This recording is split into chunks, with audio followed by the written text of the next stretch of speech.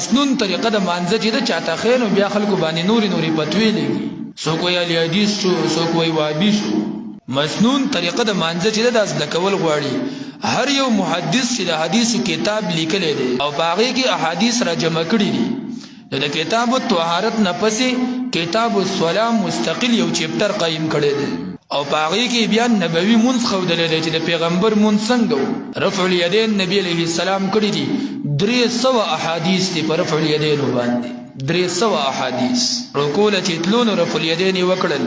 د رکوع نه چې راپورته شو نو رفع الیدین وکړل بعضو روایتو کې سجدې ته د تلو وخت کې هم رفع الیدین نقل دي او په عامه دنیا کې کیږي حرمینو کې کیږي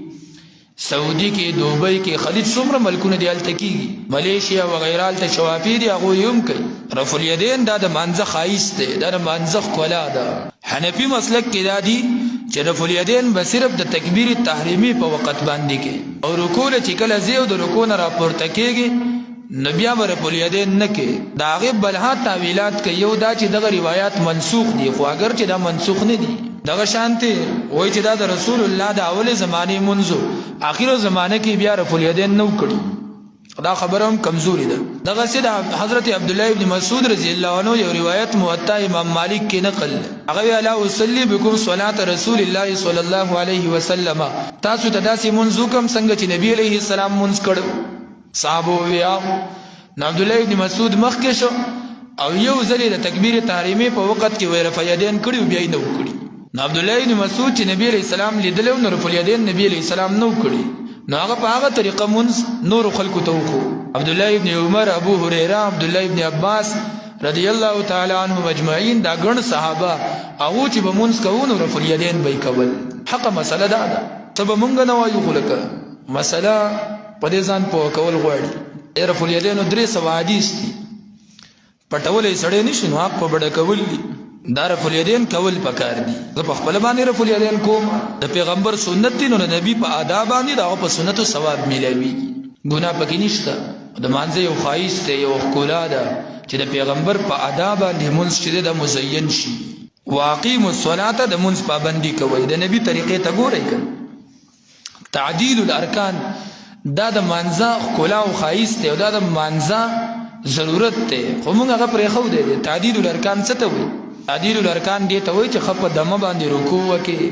ښکلې په دمه باندې قومه وکړي ښه په ارام او اطمینان باندې سجدې ولګي په ارام او اطمینان باندې جلسه وکړي په ارام او اطمینان قیام وکړي په ارام او اطمینان سره قیده وکړي په ارام او اطمینان تکبیر تحریمه ووي او په ارام او اطمینان سره سلام وګرځي دې ته تعدیل الارکان وایي تعدیل الارکان هم د ډېرو خلکو پرېښو دی رکوع د رکوع په څېره نه ده سجده د سجدې په څېره نه ده جلسه او قومه دا د قومې او د جلسې په څېره نه ده قیام یې څه قیام نه دی قیده یې څه قیده نه وي ته به وایې چې بس سپي ورپسې دي خوري تعدیل الارکان نبی علیه الصلاة والسلام جمعات مبارک کې ناست دی یو صحابي دی هغه منځ کو نبی علیه السلام ورته وایي سول فإنک لم تصل منځ که تا منځ نه دی کړی هغه بیا ودرېد منځ یې وکړو پیغمبر علیه السلام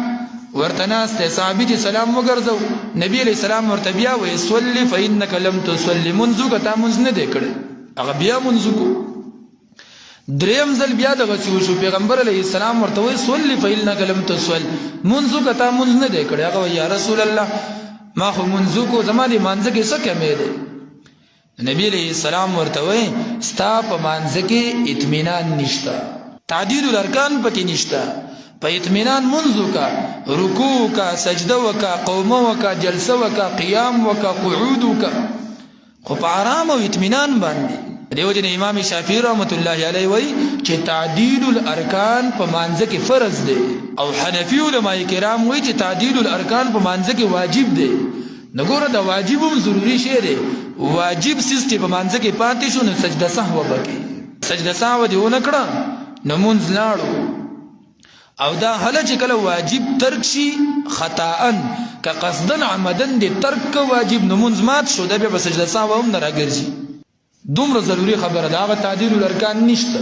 او تعدیل الارکان خلک داسې یو اضافي غونته کې شی ګڼي ته به وایې چې گویا د اړو د مانځه څه ضرورت او ضروری شی دی رکوع سجدې هسې ځای شي په یخو اوبو سړی اودس وکړي او بیا صحابه الله ته ودرېږي او غمون سیدن وغاسی ورول پویږي پیم نه چې ما څه وي او سمې وکړل نو دا ضروری ده چې موږ منځونه زده کړو د حدیثو په رڼا کې شیخ القرآن مولانا عبدالسلام رستمی صاحب یو کتاب لیکلی دی منځ د احادیثو په رڼا کې ډېر مزیدار کتاب دی پښتو ژبه کې دی چې د نبی علیه السلام منځ څنګه و فضائل اعمال کې شیخ زکریا رحمت الله علیه د تعدیل الارکان په باب کې ګڼ احادیث نقل کړي دي چې په دما په اطمینان باندې منځ کول پکار دي پیغمبر علیه السلام وای تاسو ته بدترین غل وخیمه بدترین غل څوک دی بدترین غل هغه دی چې د مانځه نغلا کوي د رکوع نغلا کوي د سجدې نغلا کوي د قیدې نغلا کوي د جلسې او د قومې نغلا کوي منځ د منځ پسې را دی نه دا منځ د کول پکار دي او دا زده کېږي د احادیثونه ما تاسو ته ووایي هر محدث چې د حدیثو په کتاب کې احادیث را جمع کړي دي با قیدې د نبی علیه السلام د مانځه طریقه نقل کړي ده چې د رسول الله صلی الله علیه وسلم طریقه څنګه و د مانځه خو ولې مونږ خو اول کمولیان یو خبر یو نو چاته یې ښایو نو غټ کمې زمونږ دی او بیا دا دی چې څه کمې د عوامو دی که هغه حقه مسله ورته وکړي نو څوک مني نه د منلو کمې دی د ویلو کمې دی د هر طرف نه کمې دی منځ عملي اظهار دی د توحید ښه د مشرکانو نه جدا شوي موحد شوي اوس عملا اظهار د توحید کوه منځ کوه ولا تکونو مکیږئ من المشرکین د ډلې د مشرکانو نه ګوره الله وایي منځ کوئ د مشرکانو د ډلې نه مکیږئ ولې مشرک منځ نه کوي کنه موحد چې منځ کوي نو خاص الله لای کوي او مشرک چې کوي نو هغه پکې نیتونه د نورو تړلي ځکه وایي خاص د الله تعالی د پاره منځ وکئ او شرک مه کوئ د مشرکانو د ډلې نه مکیږئ